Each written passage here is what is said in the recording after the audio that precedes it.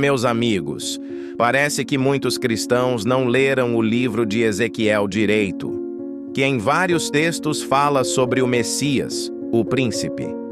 Por que será que os cristãos quase não utilizam Ezequiel para falar de Jesus? Vou lhes mostrar o porquê. Saudações a todos os inscritos e visitantes do canal Despertar de Consciência. Chegamos a mais um vídeo no canal, um vídeo de estudo profundo do profeta Ezequiel. Gente, é um livro que não é para qualquer um não, gente. Ele é um livro muito difícil, né? Principalmente até para a cristandade mesmo, né? Porque a única passagem que a cristandade utiliza nesse livro de Ezequiel é aquela passagem do Vale dos Ossos Secos, né? Se cria-se louvores com esse assunto, enfim. Mas pouco é explorado o livro de Ezequiel, né? Geralmente na cristandade se ensina-se que o livro mais messiânico é do profeta Isaías, né? Mas quando eles se deparam com o profeta Ezequiel, para quem já é, vamos dizer assim, mediano no conhecimento, ele automaticamente vai detectar Ezequiel como o livro mais messiânico que os cristãos menos usam.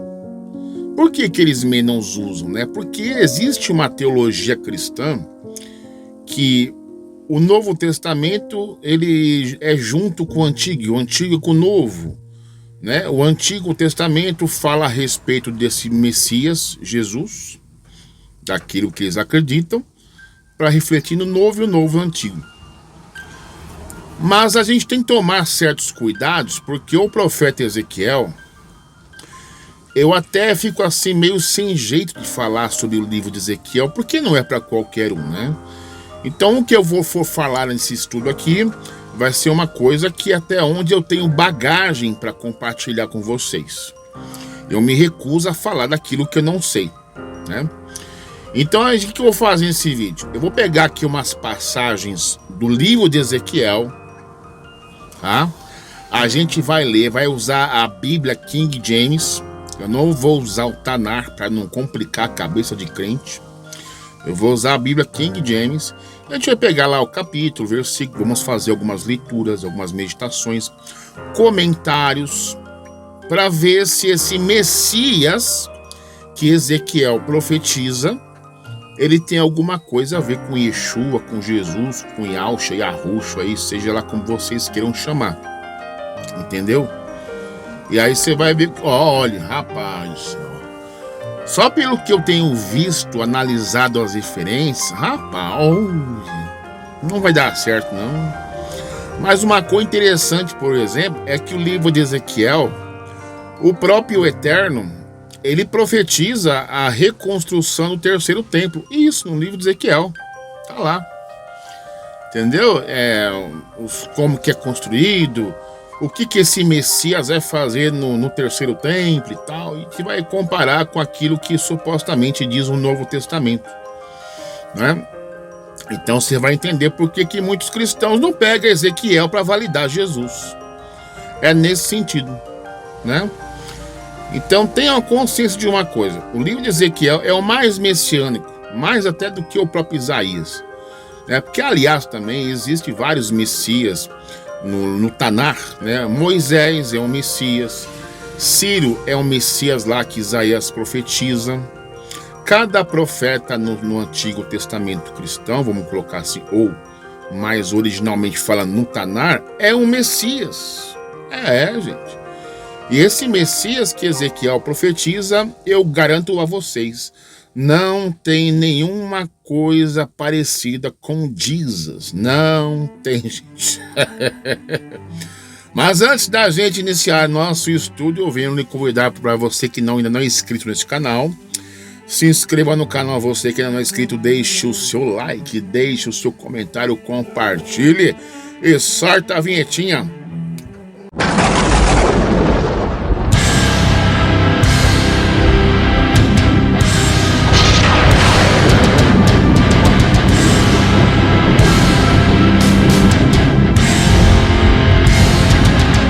minha gente, a minha primeira consideração do livro de Ezequiel é um livro que não é para qualquer um.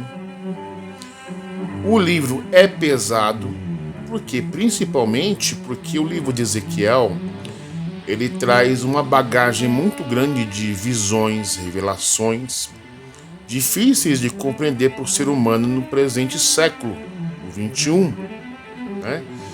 E o que mais se ouve no livro de Ezequiel, a carga que o cristão tem do livro de Ezequiel, é o Ezequiel 37, tá? Aquela passagem do Vale dos Ossos Secos, tanto que muita cristandade no meio gospel se cria-se até louvores, né, do meio pentecostal concernente a essa passagem, e acaba lá que espiritualizando tudo, né, daquele jeito. Mas concernente a outros capítulos, né, parece que os cristãos eles não têm uma dificuldade, né? Claro, porque é um livro difícil, até para mim mesmo não é fácil, mas o que a gente recebe de upload, né, de conhecimento do alto, né, do mundo espiritual, a gente tenta compartilhar com vocês. Tá? Então o que a gente vai fazer aqui? A gente vai fazer uma leitura de alguns pontos interessantes. Eu vou comentar em cima.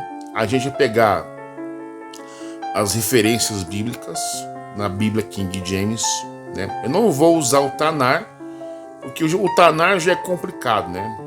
Mesmo que tenha já tradução em português, da parte esquerda e hebraico do lado, né? Vamos pegar na linguagem cristã, né?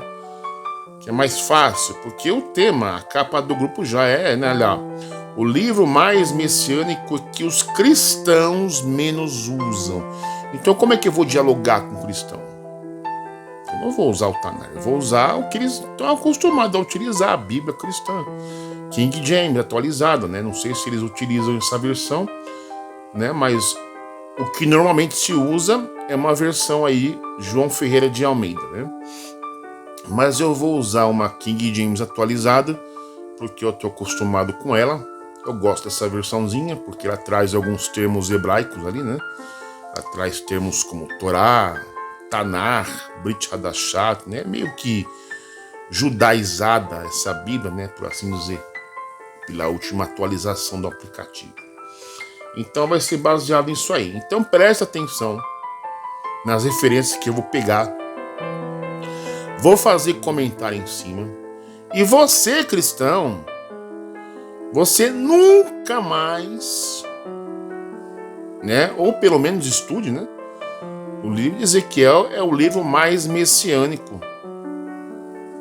Né? Não diga mais que é o Isaías, o profeta messiânico. Não, você vai dizer agora que é o Ezequiel. Ok? Bem, antes da gente iniciar aqui o estudo, né, sobre o livro de Ezequiel, vou lembrar vocês que eu não vou estar utilizando o Tanar como referência das passagens, né? Porque os cristãos, né, têm uma dificuldade até para poder entender o seu próprio Novo Testamento. Você imagina coisas lá do Tanar, né? Então é complicado. Eu vou estar utilizando aqui, por exemplo, essa Bíblia aqui, ó, King James atualizada. Eu não vou usar essa versão de papel, eu vou estar utilizando a versão de aplicativo, né, que eu sempre utilizo aí no celular. Bem, minha gente, vamos começar aqui o nosso estudo do livro de Ezequiel, mas eu garanto a vocês que esse estudo é uma pedra no sapato dos cristãos e também vai ser um calcanhar de Aquiles, então se prepara, gente. E aí você vai perceber que o livro de Ezequiel é o livro mais messiânico, mais além do que Isaías. E vamos começar logo com esse texto aqui, ó, Ezequiel capítulo 34, versos 23 e 24, onde diz que fará um pacto eterno com Israel, e que levantará um pastor, um príncipe da descendência de Davi entre o povo. Aqui de começo, logo de início, eu percebo que uma palavrinha aqui, ó, pacto eterno. Essa palavra pacto eterno, ela vai me dar uma ideia, vamos dizer assim, de sem Novo Testamento. Se é que você me entende, né? Então, sem Novo Testamento, então temos aqui um pacto eterno. Vamos abrir um texto aqui para conferir, Ezequiel 34, 23. Ezequiel 34, 26. Vamos ver aqui. Aí, ó. Yahvé afirma sua aliança de paz. Farei das minhas ovelhas e das terras ao redor. Não, é bem antes. Oxe. Aí. Darei às minhas ovelhas um pastor, um rei, que será como meu servo Davi, para o seu único pastor. Ele cuidará do meu rebanho e será o seu líder. E assim, eu, Yahvé, serei o seu Deus, e aquele rei semelhante a Davi será o príncipe e o governador supremo no meio das minhas ovelhas, e tenho dito oráculo do Senhor. A primeira coisa que me chama a atenção nestes dois versículos é isso aqui, ó. Cadê aqui? Que será como o meu servo Davi. Isso automaticamente me faz lembrar da passagem de Êxodo, daquela que Deus vai colocar ali um profeta semelhante a Moisés, e que automaticamente o bom leitor, um bom estudante, ele detecta o Josué como sucessor de Moisés, mas os cristãos insistem que o sucessor de Moisés é Jesus, ou ainda você pega na teologia do islâmica, né? Afirma que esse profeta é Mohammed, e eles dão os motivos, mas não é nem Mohammed e nem Jesus. É mais honesto pegar isso aqui, ó, com o meu servo Davi. Você tá me entendendo, gente? E o que me parece também aqui é que o nome desse Messias será chamado Davi. E se o nome desse Messias será chamado Davi, não é nem Jesus, nem Yeshua, nenhum Yahusha por aí. É Davi segundo os profetas, né? Você viu? Olha só. Ixi, isso é louco. Vamos continuar aqui. E que irá construir o novo templo. Isso aqui já é para o profeta Dias aí, ó. Ele que fala que a reconstrução do terceiro templo não vai existir. Vou mostrar para vocês a partir de agora. A partir do capítulo 40, Deus revela a Ezequiel como será esse novo templo. Quem conhece o profeta Dias, manda esse vídeo para ele. Ele fala que é mentira, né? Vamos ver lá, Ezequiel 40. Vou pegar aqui, ó. 40. Vou até subir aqui um pouquinho aqui, ó. A visão da nova casa de Yahvé. É só ir ler lá o capítulo todinho lá. Olha lá, o portão do lado sul, né? Olha lá, os portões para o pátio de dentro, os prédios perto do portão norte, os aposentos dos sacerdotes, o pátio de dentro do templo. Tá aí. Aí, ó. Eu não vou ler tudo, né, gente? Mas tá aí, ó. E aí? Acho que só pelo título, né? A visão da nova casa de Yahvé. Rapaz do céu. Tá aí, né? Aí vamos continuar aqui. Vamos voltar aqui o rostinho.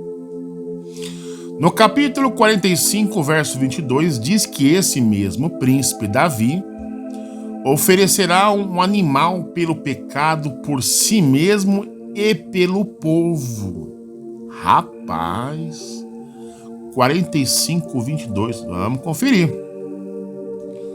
Vamos ver aqui. 45, 22. A celebração do Pessah, a Páscoa. Naquele dia o príncipe fornecerá um novilho em favor de si mesmo e de todo o povo da terra como oferta pelo pecado. Ué, esse príncipe então não é Jesus, né? Porque se Jesus se ofereceu no madeiro da cruz pelos pecados da humanidade para quem aceitar ele como Salvador, qual sentido teria deste Messias aqui, um príncipe, sacrificar um novilho em favor de si mesmo? E aí, gente? E todo o povo da terra como oferta pelo pecado? Aqui não tem nada de Jesus, rapaz. E vamos voltar aqui, né? Olha a pergunta aqui, ó. Uma pergunta que não quer calar. Qual pergunta é essa, emissário? Mas Jesus não tinha se entregado pelos pecados para quem crer nele? Xiii! Como Ezequiel profetiza que nos dias do Messias haverá ofertas feitas pelo próprio Messias para o pecado. Oh my God, gente. Percebe como que é o negócio? Realmente, né? Deu ruim para os cristãos, né? E não acaba por aí, não. Não, rapaz, olha só. Em Ezequiel capítulo 46, versículo 16 ao 18, diz que o próprio príncipe será casado e terá filhos. 46, 16. Vamos lá ver. Calma lá. 45. 46. É duro. Vamos ver onde é que eu tô me localizando aqui, gente. Me perco. 16 ao 18. Vamos lá ver. Vamos ver aqui. Orientações referentes a oferendas. Vamos ver aqui. É bem esse ponto aqui, ó. Portanto, assim declara Yahvé. Não é Ezequiel dizendo, tá, gente? Além do mais que Ezequiel é um profeta. Mas o maior profeta aqui é quem? Yahvé, o soberano Deus. Se da sua herança o príncipe fizer um presente a um dos seus filhos, esta dádiva pertencerá também aos seus descendentes. Será propriedade deles por herança. Mas se der uma parte de suas terras como presente a algum dos seus servos e escravos, este terá o direito de conservar a dádiva real consigo até o ano da libertação, quando então o presente retornará ao rei. Sua herança pertence unicamente aos seus filhos e deles será para sempre. Para sempre. Olha só. Rapa, é até o 18? Vamos ler o 18. O príncipe e rei não tomará nada da herança do povo, privando-o de sua propriedade, deixará das suas próprias terras em benefício dos seus filhos, a fim de que ninguém do seu povo seja obrigado a separar-se de sua propriedade. Este Messias terá filhos, gente. Por acaso Jesus teve filhos? Era casado?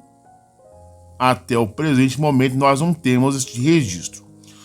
Nós temos aí suspeitas, né? Que era casado com Maria Madalena, né? Mas nada confirmado, né? Que ele tinha ali filhos, né? Lá no Código da Vinci, né? Mas ninguém sabe se isso é fato ou fake.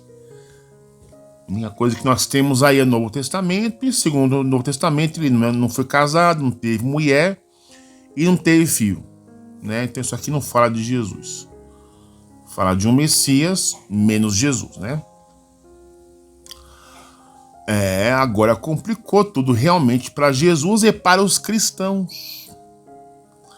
E para finalizar, também é dito em Ezequiel 47, versos 21 ao 23, que os prosélitos das nações, eles mesmos, conhecidos como Bnei Noa, receberão sua herança junto com as tribos de Israel. 47, 21 ao 23, vamos ver, 47. Aqui. Distribuireis, pois, essas terras entre vós, segundo as 12 tribos de Israel. Vós a repartireis em herança por sortes entre vós e entre os estrangeiros que vivem entre vós, e que têm gerado filhos em vossa comunidade.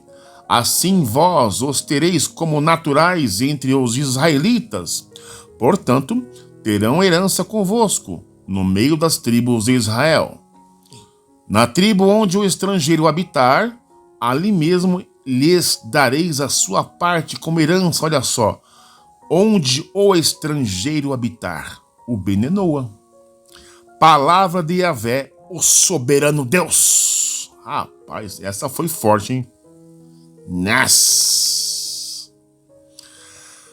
Mas não são os cristãos aqueles que dizem que não há mais judeu nem grego, segundo Paulo, e que as tribos não existem mais e prosélitos são sem nada. Agora está explicado o silêncio cristão sobre o livro de Ezequiel, o livro mais messiânico de todos. Aqui foi a primeira parte desse estudo, né? Vamos agora para a segunda parte, um estudo um pouquinho mais longo, com bem mais recheado de bastante textos de Ezequiel. Vamos pegar o grosso agora, o grosso. Minha gente, estamos agora na parte 2, como diz aqui, o livro de Ezequiel, parte 2. E agora vamos pro grosso, o pesado, por assim dizer. Acho que tem capítulos aqui de Ezequiel que eu vou precisar ler todinho, Não vai durar muita coisa. Eu só vou ler o título, Pra se ter uma ideia. Mas se quiser, você marca aí, volta o vídeo e leia na sua própria Bíblia que aquilo que eu falo tem fundamento, tá? O livro do profeta Ezequiel é uma pedra no sapato do cristão. Você vai perceber isso aí, gente. Começa aqui logo de cara, com Ezequiel capítulo 34 ao 48. O que se fala em Ezequiel capítulo 34 ao 48? Fala da restauração de Israel, em que irá surgir um príncipe descendente de Davi, daquilo que a gente já falou na parte 1, onde o Eterno faz um pacto eterno com Israel e o terceiro templo será construído. Vamos pegar aqui o texto aqui no caso, Ezequiel 34 ao 40. Vamos dar só uma folhadinha, Ezequiel 34. Vamos ver, Ezequiel 34. E começa aqui, Sua leitura tem que ser aqui, Profecia contra os maus pastores, até o 48, Vai ter que ler tudo isso aqui que eu acabei de falar. Profecia do Vale dos Ossos Secos, contra o reino de Gog, o reino de Gog, a derrota, a nova visão na casa de Yahvé, no caso, a reconstrução do terceiro templo. Leia tudo, gente, sem influência cristã, leia de forma mente aberta, Vamos ver aqui mais que o santuário é restaurado, tá vendo? Olha que maravilha. Os aposentos dos sacerdotes, a glória de Deus volta ao templo. Não é que voltou no passado, é volta. Futuro. Novo ministério da casa de Deus. A partilha de terra é restaurada. Shabats, sábados e luas novas. Águas purificadoras do templo. E temos aqui a divisão da nova terra de Israel. Leia todos esses capítulos e você terá uma grande revelação de Ezequiel, por assim dizer. Deixa eu fechar esses quadrinhos, deixar só o que interessa aqui. E vamos continuar a nossa leitura aqui. No capítulo 40 em diante, Ezequiel escreve na visão dele todos os serviços que serão feitos no templo, como, por exemplo, nenhum incircunciso entrará nele. Aí eu coloquei aqui, o príncipe terá filhos, como já falei na parte 1. O príncipe irá oferecer novilho, bezerro, então não se trata de Jesus, né? Ou de algum Messias, Yahusha, Xuxua, Yeshua, nada disso, nem de Jesus. Fala no Mashiach do Eterno. O príncipe fará serviço de expiação de pecado, como já ele fala para ele e para Israel. Se Jesus já fez esse serviço, porque na visão futura da visão de Ezequiel, isso será um feito de novo. Será feito de novo, né? Não tem sentido, né? Pegar no Novo Testamento, né, gente? Descreve o tamanho do altar, todas as medições do templo físico. Não está falando de um templo espiritual, como os cristãos tentam interpretar, né? Por quê? Porque se fosse um templo espiritual, não haveria necessidade de Ezequiel descrever as medidas. Prestar atenção bem naqueles capítulos que a gente viu lá. Qual que é? Aqui, ó, 34 a 48. Lá tem as medidas do templo. A gente pode até pegar lá. 48, vamos pegar aqui, ó. Águas purificadoras, pegar bem aqui, olha como que é as coisas, né? O cristão, ele tenta espiritualizar as coisas, né? E não espiritualizou porque não leu. Porque se o texto fala das medidas do templo, claro que é uma coisa física, não é espiritual. Vamos ver, vamos pegar aqui, ó, bem o ponto. Ó, o portão, olha os temas aqui, ó, o portão do lado oriente, leste, o pátio exterior do templo, o pátio do norte, o pátio do sul, os portões para o pátio de dentro, os prédios perto do portão norte, os aposentos dos sacerdotes, o pátio dentro do templo, e vai indo, ó, o santuário é restaurado. E mais aqui, vamos procurar. Os aposentos dos sacerdotes. Vamos ver aqui. Orientações sobre o altar. Olha só, orientações sobre o altar. Eis as medidas do altar em côvados longos de construção, isto é, equivalente a 0,5 metro. Sua calha, a parte inferior, terá 0,5 metro de profundidade e 0,5 metro de largura, com uma aba de 1 palmo em torno da beirada, e esta será a altura do altar. E vai indo. Isso aqui não é espiritual, é físico, né? Tem mais coisas aqui. Tá vendo como que é as coisas? Não tem nada de espiritualizares não, viu, filho? É físico mesmo. Vamos ver. Vamos pegar aqui, subir um pouquinho mais. Onde já estamos. Não está falando de um templo espiritual. Olha lá. Descreve as medidas que eu citei lá atrás. Você já viu cristãos utilizando Ezequiel para encaixar Jesus? Essa pergunta é interessante. Eu já vi cristão usar Isaías para encaixar Jesus. Aliás, eu tenho até um PDF, aliás, 2, dizendo lá profecias a respeito de Jesus, de Gênesis a Malaquias, né? Mas de Ezequiel eu não vi. Eu vi mais em Isaías. Não, mas aqui, ó, o cristão utilizando Ezequiel para encaixar Jesus. Rapaz, mas, nossa, eu vou até pegar esse PDF e vou ver se o pastor, ele usou Ezequiel para falar de Jesus. Ah, meu rapaz, peraí. Bem, eu encontrei aqui nos meus arquivos, né, gente, aqui uma pastinha. Profecias de Xuxua, né? Aí temos aqui, ó, 312 e 365. São os números de profecias a respeito de Chuchua. Vamos abrir algum aqui para a gente se encontra aqui uma coisa relacionada a Ezequiel, né, gente? Vamos ver aqui, abrir o trem aqui. Então está aí. Eu vou até dar um zoom aqui para facilitar o negócio, né, gente? Olha aqui, ó. Profecias a respeito de Jesus por assunto. Aqui do lado direito você encontra aqui as passagens, né? Vamos ver se a gente acha alguma coisa de Antigo Testamento. Não tem. Rapaz, não tem mesmo. Ah, tem a parte B. Aqui é só Novo Testamento, rapaz. Mas tem tão antigo também. Aqui. Peraí que nós vamos tentar achar alguma coisa aqui, gente.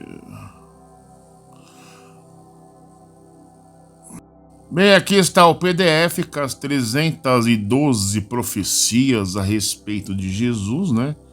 Vou dar um zoom aqui para melhorar aqui a visibilidade. O que se percebe aqui é por assunto, né? Então começa aqui, ó, Gênesis, Cumprimento e Mateus. Aqui, ó, Isaías, Jeremias, Oséias, Deuteronômio, Zacarias, Isaías, Salmos, ó quanta coisa, tá vendo, gente? Pessoal nas gambiarra mesmo. Vou pegar a próxima página. Aqui. Salmos, ó, tá vendo? Tudo Salmo. Salmo não é profecia, gente. Salmo não é livro profético. Davi não era profeta. Por que cristão tem que... Rapaz do céu. Ô, louco. Aqui, ó, Salmos, tá? Vai indo. Olha só. É só na base da gambiarra, gente. Aqui, ó, Gênesis. Deuteronômio. Mais Ezequiel, que é bom nada. Vou dar esse zoom aqui especial aqui. Ó, 2 Samuel, Crônicas. Nossa, velho. Cristão, você viu aqui, ó, a gambiarra é tão poderosa que eles pegam aqui, ó, eles dividem o versículo entre parte A e parte B aqui, ó. O Messias teria sede, Salmo 69, verso 21, parte B.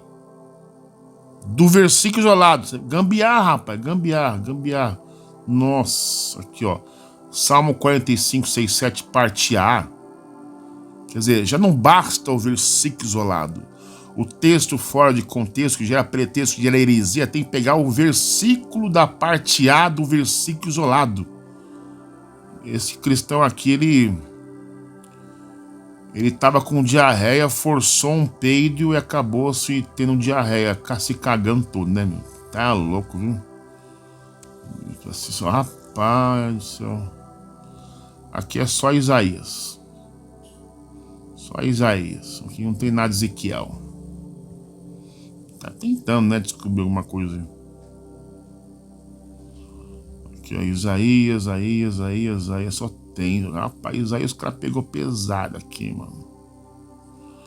Aqui tem uns negócios diferentes aqui, vamos ver aqui. Isaías, ó, Jeremias, Ezequiel. Aqui, ó, Ezequiel. Alguém pegou Ezequiel. Vamos ver o que diz aqui. O Messias será descendente de Davi, Ezequiel 17, 22 ao 24, cumprindo-se em Lucas 3, 23 ao 31. O Messias seria descendente de Davi, também Ezequiel 34, 23 e 24, cumprindo-se em Mateus 1, 1. Só que o que o cristão, ele confunde-se nessas horas, ele confunde o Jesus dele com o Machia do Eterno. Entendeu? E você vai entender nesse estudo que eu tô fazendo que Jesus não tem nada a ver com esse Messias aí, profetizado por Ezequiel. Tá vendo? Então eles pegam uma coisa que parece com Jesus para encaixar, para validar o Jesus dele. Mas eu garanto a você que não tem nada a ver uma coisa com a outra. Vou provar pra você. Calma lá. Deixa eu ter mais coisa aqui.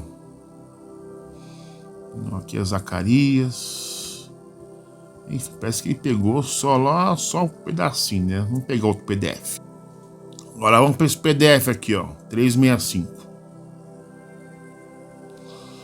Vamos ver esse aqui. Dá um zoom. Opa. Profecias messiânicas cumpridas. Mais de 300 profecias das escrituras hebraicas revelam Jesus como o Messias. E já começa aqui apelando para Gênesis, né? Vamos ver se tem uma coisa de Ezequiel. Essa bagunceira aqui. Não, Crônicas, Deuteronômio, Salmo. Agora começa as gambiarras do Salmo, né?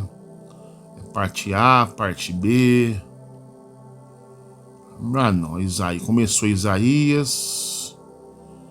Isaías também, rapaz. Isaías o cara pega pesado.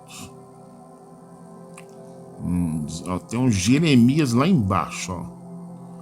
Aqui eles já pegam aqui, ó. Bem aqui, ó. Jeremias. Né? Vou ver aqui. Jeremias. Aqui, ó. É a mesma coisa que o outro. Aqui, ó. O Messias seria descendente de Davi, Ezequiel 17. É igual ao PDF anterior. Só que o PDF anterior é de um cristão e esse aqui é de outro cristão. Você vê que eles pegaram as mesmas referências, né? E casou com Lucas e Mateus, é descendente de Davi, né? Mas se a profecia fala que o nome do Messias seria chamado de Davi e não Jesus, então já dá para perceber que não é o mesmo. Eu tenho esse estudo. Né? Aí não pega mais nada. É só 2 versículos. É só 2 referências que eles encontraram. Ó, é só esses 2 aqui, ó. É só esses 2 referências que eles pegaram para validar Jesus. E o resto? Não? É, mano. Vamos voltar lá pro estudo. Voltando ao estudo, né? Aquela perguntinha, você já viu cristão utilizando Ezequiel para encaixar Jesus? Nós vimos, né? Eles pegaram lá 2 referências lá para poder tentar encaixar Jesus, né? Para casar lá com Mateus. Vou subir aqui primeiro. Jesus fará serviço de holocaustos no templo novo? Segunda pergunta. Oferecerá cordeiros e novilhos? A resposta está em Ezequiel 46, 10 e 14. Vamos conferir? 46, 10. Vamos lá ver, gente. 46, 5, 6. Vamos ver aqui, ó. Orientações referentes a ofertas. Mais uma vez aqui, o príncipe, me referindo-se ao Messias. E rei deverá, aqui ó, príncipe e rei, deverá estar entre eles, adentrando quando as pessoas do povo entrarem e saindo quando eles saírem. Nas celebrações, inclusive as fixas, a oferta de cereais será de uma efá com um novilho, uma efá com carneiro e com cordeiros, quando você desejar dar mais de um rim de azeite para cada efá. Quando o príncipe fornecer uma oferta voluntária a Yahvé, será holocausto, seja oferta de paz e comunhão. O portão que dá para o oriente, a leste, será aberto ao rei. Então ele oferecerá seu holocausto, suas ofertas de paz e comunhão, como faz no dia de Shabat. Então deixará o recinto e, logo depois de haver saído, o portão se fechará e será trancado novamente. Todos os dias providenciarás um cordeiro de 1 ano sem defeito como holocausto diante de Yahvé, o Senhor. Manhã após manhã haverás de cumprir este ritual. Com o cordeiro de sacrifício também apresentarás, manhã após manhã, uma oferta de cereais e de cesto de efá, e 1/3 de hin de azeite a fim de umedecer a farinha. A dedicação desta oferta de cereais será feita em obediência a uma determinação eterna. Eterna. Rapaz, vamos voltar aqui. Vamos pegar um próximo aqui. Terceiro, haverá altar no templo de Jesus. Haverá altar no templo de Jesus. Olha que o cara pegou no PDF lá 2 referências. Eu tô pegando um monte aqui, né? Não haverá altar no templo de Jesus. Haverá levitas da linhagem de Zadok. Quinto, para que haverá purificação e expiação no templo? Sexto, mas Jesus não é o sacerdócio da linhagem de Melquisedeque, como afirmam, né, o Novo Testamento. Sétimo, haverá serviço com sangue no templo novo de Jesus? É ruim. Aqui, ó, Ezequiel 43, 18 ao 21. Vamos ver? 43, 18. 43. Vamos ver aqui o 43, 18. O tema é orientações sobre o altar. Então God me disse mais: filho do man, diz Yahvé, o Eterno, o Soberano, estas são as normas que devereis seguir no cerimonial do sacrifício dos holocaustos, as ofertas totalmente queimadas, a da aspersão do sangue sobre o altar, quando ele for edificado. Deverás dar novilho como oferta aos sacerdotes levitas da família de Zadok, que se aproximam para ministrar diante de minha pessoa palavra de Lord. Aplicarás um pouco de sangue nas 4 portas do altar, nos 4 cantos da saliência superior e ao redor de toda a aba. E assim estarás purificando o altar e farás propiciação por ele. Queimarás o novilho para oferta pelo pecado no lugar determinado na área do templo, fora dos limites do santuário. Tá vendo? Aqui fala, aqui prova, gente, até o 21. Oitavo, se Jesus é o sacerdócio da ordem de Melquisedeque, para que haverá sacerdotes levitas da linhagem de Zadok no templo dele? Me responde aí, cristão. Você tem resposta para isso? Né? É o 8, ó. Se Jesus é o sacerdote da ordem de Melquisedeque, para que haverá sacerdotes levitas da linhagem de Zadok no templo dele, como acabamos de ler?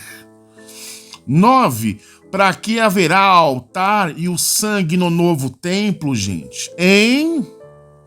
10. Se Jesus é o templo, ele precisará ser purificado, não é? Ainda? A pergunta, eu coloquei uma ponta de interrogação. Se Jesus é o templo, ele precisará ser purificado ainda? Estamos em Ezequiel 43, 24 ou 26. Vamos olhar 43, 24 lá embaixo. Tu os trarás diante de Yahvé, o Lorde. Os sacerdotes derramarão sal sobre eles e os oferecerão em holocausto ao Eterno. Prepararás cada dia um bode como oferta pelo pecado. Durante 7 dias, eles também prepararão um bezerro e um carneiro do rebanho, todos sem imperfeições, sem defeito. Durante 7 dias, os sacerdotes farão expiação, isto é, propiciação pelo altar e a purificação, assim eles consagrarão. No final desses dias, a partir do 8º dia, os sacerdotes apresentarão os holocaustos e os sacrifícios de paz e comunhão, isto é, as vossas ofertas pacíficas sobre o altar. Então eu vos aceitarei, afirma o eterno God. Tá vendo? E agora? Responde essa. Você viu lá que os cristãos lá no PDF apresentaram duas referenciazinhas sobre Jesus. Eu tô apresentando um monte que não é. E fazem um questionamento. 11. Se Jesus é o templo, sacerdotes vão oferecer holocaustos para quê? Hein? Ezequiel 43, 27, o que acabamos de ler lá. Olha lá, 43, 27. Tá vendo? 12. Tem até 13 aqui, ó. Jesus vai comer pão diante de Deus no templo. 13. Mas ele não é o próprio templo? Como é que é isso? Ele vai comer pão diante de Deus no templo, mas ele não é o próprio templo? Pá. Ezequiel 44, 3. Vamos ler lá. 44. Ministério da casa de God. Vamos ler lá. Somente o príncipe, por também ser rei, se assentará ali para tomar sua refeição santa na presença de Yahvé. Ele entrará pelo pórtico da entrada e sairá no mesmo caminho. Jesus não vai fazer isso, é óbvio, né? Tá vendo? 14. Os cristãos dizem que em Jesus não há circuncisão ou incircunciso. Olha o que Ezequiel diz. Vamos ver aqui. Ezequiel 44, 9. Incircunciso de carne poderá entrar no templo de Jesus? 44, 9. Vamos ver aqui. Assim declara Yahvé, o soberano: nenhum estrangeiro incircunciso de coração e na carne poderá entrar no meu santuário, o santuário de Yahvé. Nem tampouco os estrangeiros que vivem entre os israelitas. Xiii. Rapaz, olha só. Olha só, eu até escrevi para satirizar essa aqui. Olha só. Vai ser preciso ter muita gambiarra, pois são 8 capítulos de Ezequiel só falando sobre o serviço do novo templo e sobre o Messias. Diferente daqueles 2 PDFs, onde foram apresentados só 2 referenciazinhas. É pobre. Referência pobre. Eu tô dando aqui um caminhão, uma carreta de informação. Rapaz, Ezequiel é game over para cristão. Não adianta, gente. O livro mais messiânico é o que eles menos usam. Porque só pegam os pontos onde mostra que o Messias oferecerá animais no templo, que Messias terá filhos, etc. Ezequiel é um dos textos que mais falam do verdadeiro Messias. Que em seu nome será Davi, que o seu nome será Davi, e não Jesus, e não Yeshua, ou qualquer tipo de chuchua. O seu nome será Davi, que ele vai sacrificar por si, pelo seu povo, pelos pecados, a volta dos sacrifícios, a restauração do templo sagrado, suas medidas, etc., como já foi mostrado, né? Por exemplo, lá no comecinho dessa leitura, esse estudo, desses capítulos aqui, que eu convido para você ler com muita calma, de mente aberta, que lá não tem templo espiritual, né, como os cristãos normalmente o fazem, né? Vamos ler aqui, terminando aqui nossa leitura. Vamos voltar aqui. Cadê aqui? Tchau, é um dos textos que mais falam do Mashiach. Tá aqui. Olha, engraçado que a restauração tem uma sinagoga aqui, ó. uma estrela de Davi. Aí, ó, tá vendo? É bem manjado esses emojis. E o meu servo Davi será rei sobre eles, e todos terão um só pastor, Hashem. Eles andarão na minha Torá, guardarão minha Torá e a praticarão. Habitarão na terra que dei ao meu servo Jacó, onde habitarão seus pais, e habitarão nela eles, seus filhos, e os filhos dos seus filhos, forever, para sempre. E o meu servo Davi será príncipe para sempre no meio deles. Ezequiel 45, 22. Tá aqui em hebraico, né? Cristo não vai entender isso aqui, né? Aí vamos pegar na Bíblia King James, 45, 22. Estamos acabando já. A celebração do Pessah, Páscoa. Naquele dia o príncipe fornecerá um novilho em favor de si mesmo. Aqui não vai dar para encaixar Jesus, porque ele já morreu pelo pecado da humanidade, né? Se for também Jesus, também aqui em Ezequiel, ele vai oferecer sacrifício de animal para quê? Para si mesmo? Para perdoar os pecados dele mesmo? Será? E de todo o povo da terra como oferta pelo pecado. Vamos ver aqui essa informaçãozinha. Tradução com interpolações. E naquele dia o príncipe Messias oferecerá por si e por todo o povo da terra um novilho como oferta pelo pecado. Ezequiel 46, 2 e 4. Vamos ver aqui, 46, 2 e 4. O príncipe, caminhando no pátio externo, entrará pelo pórtico da entrada e ficará junto ao batente. Enquanto isso, os sacerdotes sacrificarão os holocaustos e as ofertas de paz e comunhão. Então o rei deverá prestar seu culto e adoração a Lord. Depois desse ritual, sairá mais portão, mas o portão ficará aberto até o pôr do sol.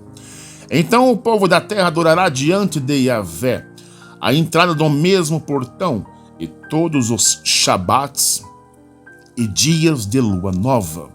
O holocausto que o príncipe rei oferecer ao Eterno no Shabat será de 6 cordeiros, sem mácula, sem defeito, e um carneiro também sem imperfeições.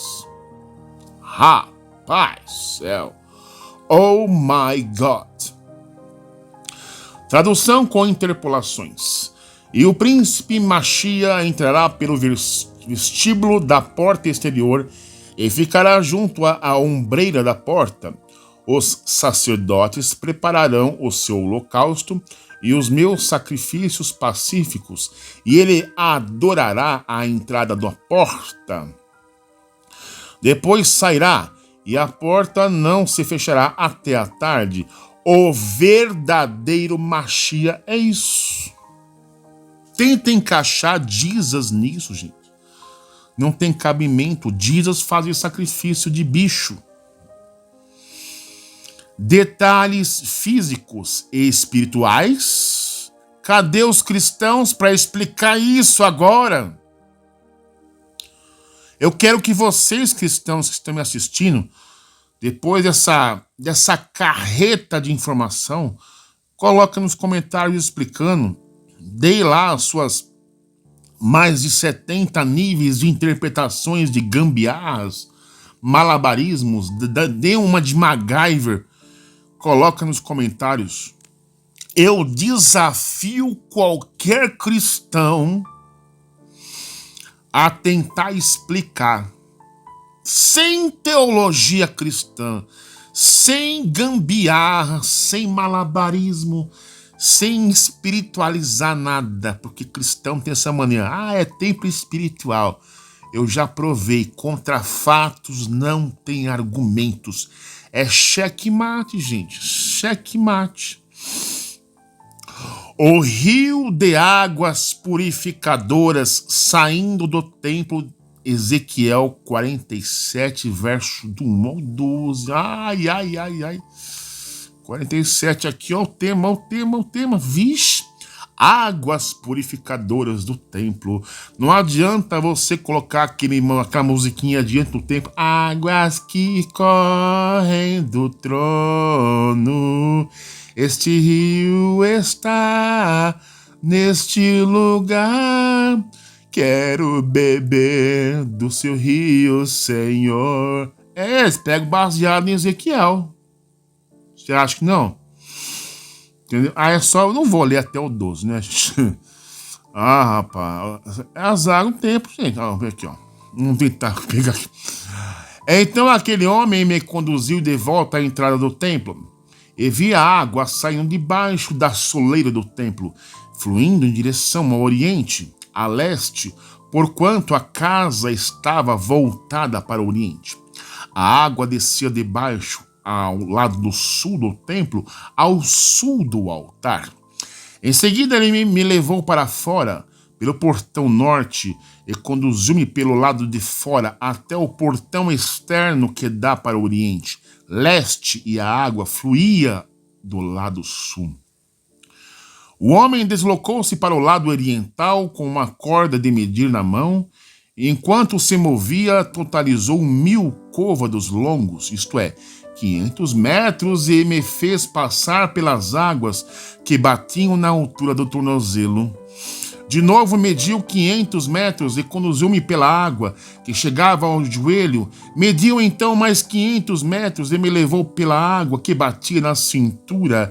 Ainda mediu mais 500 metros, mas agora era um rio que eu não conseguia atravessar, porque a água havia subido muito e já era tão profunda que só se podia atravessar a nado. Era um rio que não se podia vencer apenas caminhando. Aí a grande maioria dos cristãos, eles vão tentar espiritualizar isso. Entendeu? Que a ideia é você mergulhar em águas profundas do espírito. Mas não é, aqui é literal mesmo. Olha só. Então me indagou: observaste tudo isso, ó querido filho do homem? E transportou-me de volta à margem do rio. Assim que cheguei, notei muitas árvores em cada lado do rio.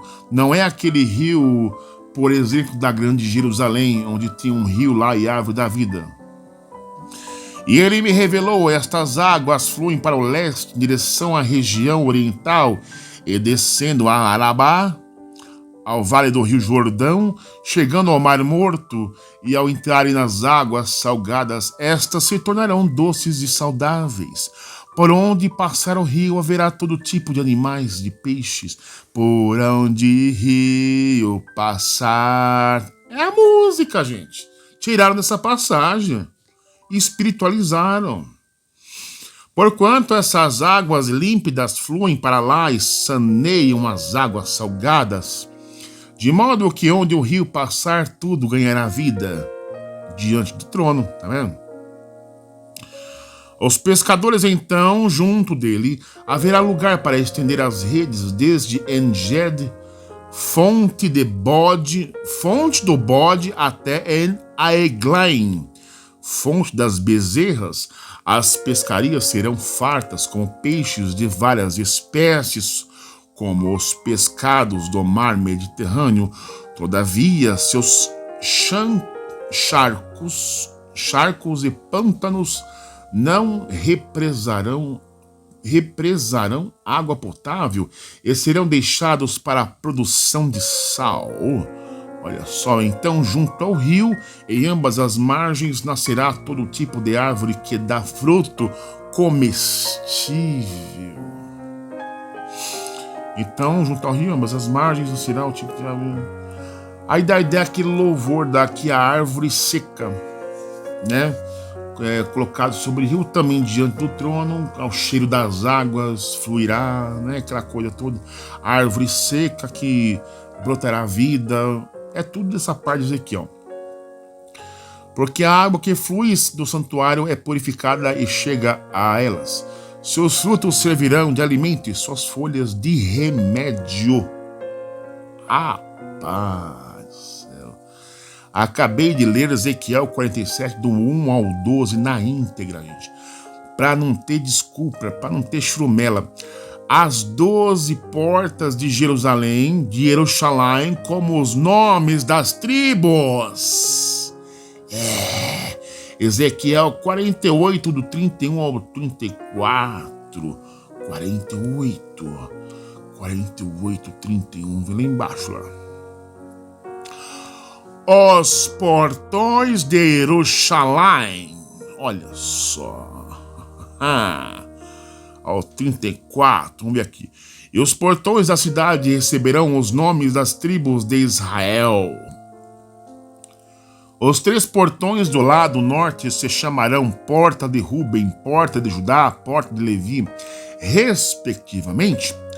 Olhando para o lado oriental a leste, que também tem 2.250 metros de comprimento, haverá 3 portas, a de José, de Benjamim e a de Dan. Do lado sul, que tem 2.250 metros de comprimento, haverá outros 3 portões, que receberão os seguintes nomes: Simeão, Issacar e Zebulon, respectivamente. No lado oeste, que igualmente aos demais possui 2.250 metros de comprimento, haverá também 3 grandes portas, a de Gade, a de Asser e a de Naftali. Aí, com esse tipo de estudo aqui, os cristãos devem pensar que, mas isso aí é espiritual. Fala da Nova Jerusalém do Apocalipse, onde os portões são nomeados com o nome dos apóstolos, né? É mais ou menos isso mesmo. Aqui, ó. As divisões tribais da terra de Israel como local exato para os levitas, para um príncipe, Messias, e para os sacerdotes, Ezequiel 48, como já lemos, né? Ezequiel 45, 22. Naquele dia o príncipe oferecerá por si mesmo e por todo o povo da terra um novilho como oferta pelo pecado. Já lemos isso aí já na parte 1, né? Mas interessante em meditar. Pastor Nelson, rapaz. Olha só. Se o Messias já veio, por que Ezequiel profetiza contrário? Hein?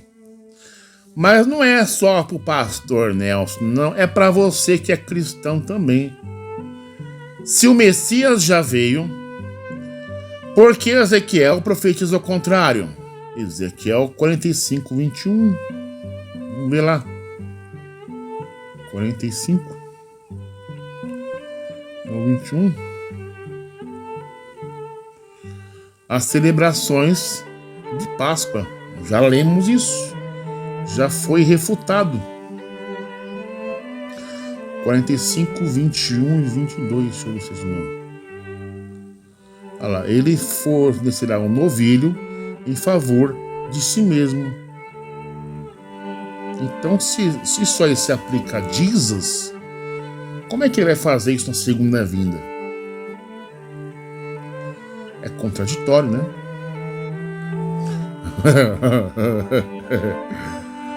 No primeiro mês, Pessar e o príncipe Messias preparará por si e por todo o povo da terra um sacrifício pelo pecado.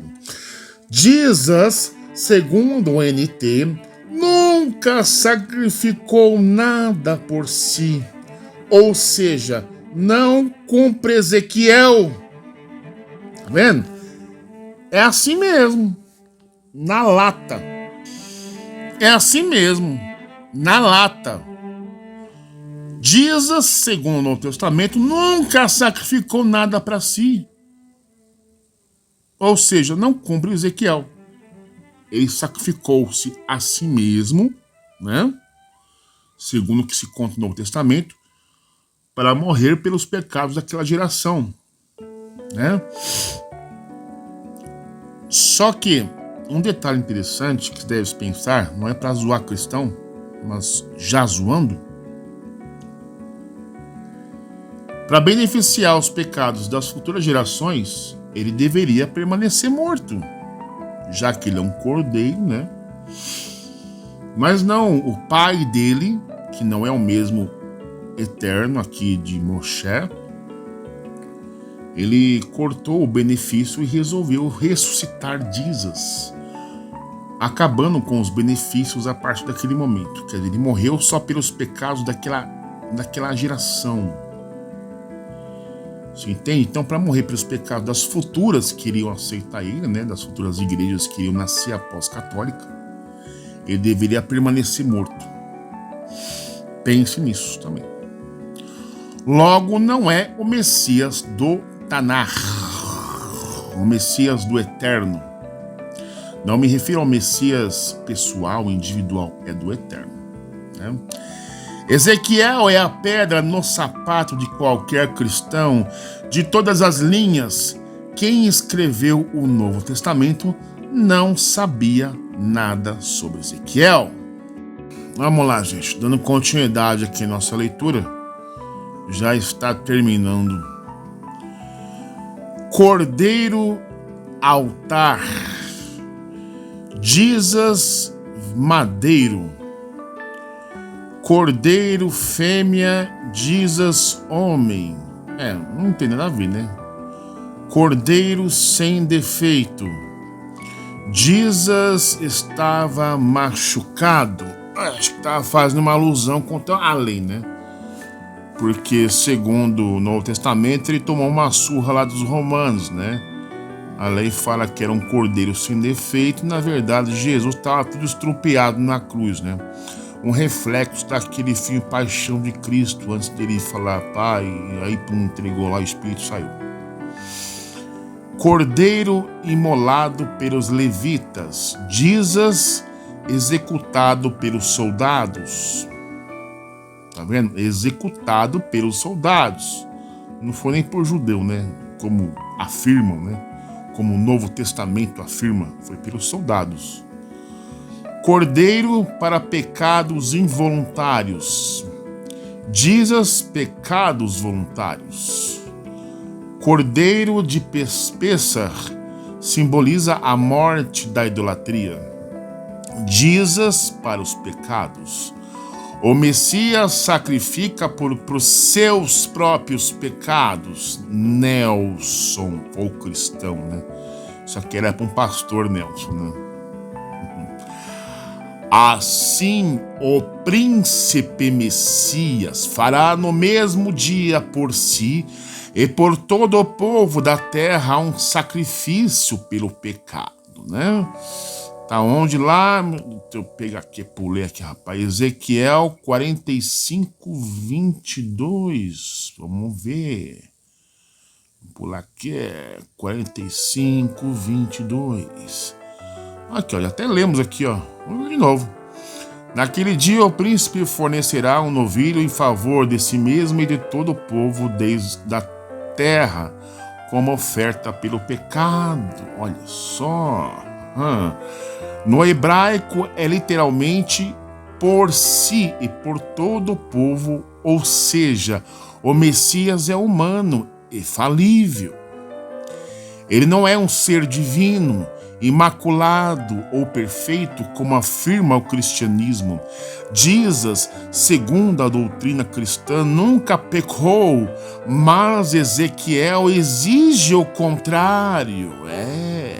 Jesus não pode ser o Messias, porque o Messias vai pecar e precisa de expiação pessoal.